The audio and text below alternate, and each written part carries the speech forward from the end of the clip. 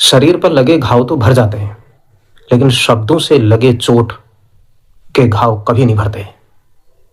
इसलिए हमारा शब्द ब्रह्म है।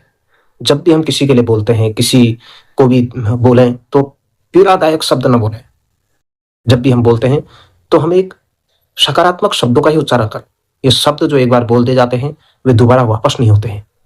इसलिए ये शब्द को एक एक शब्द प्रभु को समर्पित होकर के बोलें। अगर हम शब्दों को मर्यादा में नहीं बोलेंगे तो वो शब्द हमें ही वापस नुकसान पहुंचाते हैं। शारीरिक चोट के घाव हमेशा भर जाते हैं, लेकिन कड़वे बोल, कड़वी प्रतिक्रिया, कड़वी निंदा, कड़वा आचरण, कड़वा व्यवहार, सब कुछ अंदर कड़वा बाहर कड़वा, सब कुछ कड़वा ही कड़वा, तो ये बिल्कुल भी नहीं भरता।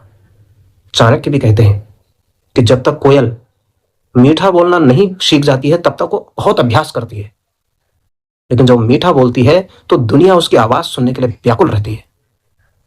अगर कौवा बोलता है तो उसकी आवाज कर्कश सी लगती है।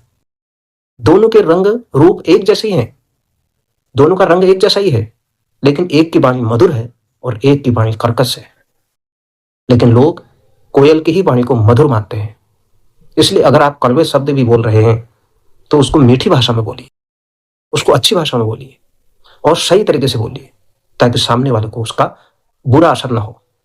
और जब भी हम बोलें, अपने शब्दों को मर्यादा में रखकर बोलें और शब्दों की मर्यादा को तार तार न करें।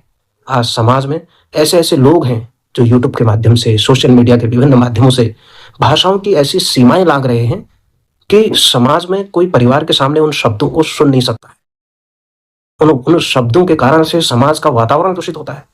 ऐसे ऐसे गंदे शब्दों का उच्चारण करते हैं कि समाज को ऐसे अशोभनीय लोगों से घृणा होने लग जाती है। फिर बाद में वो कोर्ट कचहरी के चक्कर लगाते हैं, फिर अपने माफी मांगने पर आ जाते हैं, फिर वो बहुत सारे चीजों में उलझ जाते हैं। इसलिए जब भी हम बोलें, अपने शब्दों की मर्यादा रखें।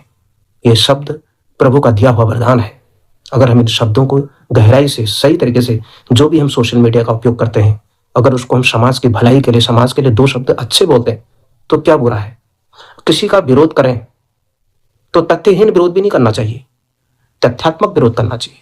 बेवजह कही सुनी बातों में कई लोग विरोध कर देते हैं, उसके कारण से अच्छे लोग भी निंदनीय बन जाते हैं। जिनका इन चीजों से, किसी भी चीज से कोई लेना देना ही नहीं होता, वे लोग भी समाज में निंदनीय पात्र बन जाते हैं। जबकि इन चीजों का कभी कोई चीज का, किसी चीज से कोई लेना देना ही नहीं होता, दूर दूर तक वास्ता ही नहीं होता, ऐसे लोग बेवजह फंस जाते हैं कभी कभार।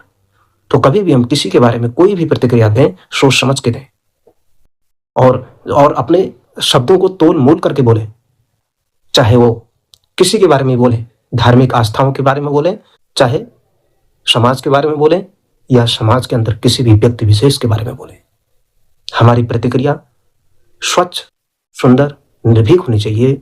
विरोध का तरीका भी एक सामंजस्यपूर्ण विरोध होना चाहिए, सकारात्मक विरोध होना चाहिए। विरोध भी नकारात्मक नहीं होना चाहिए।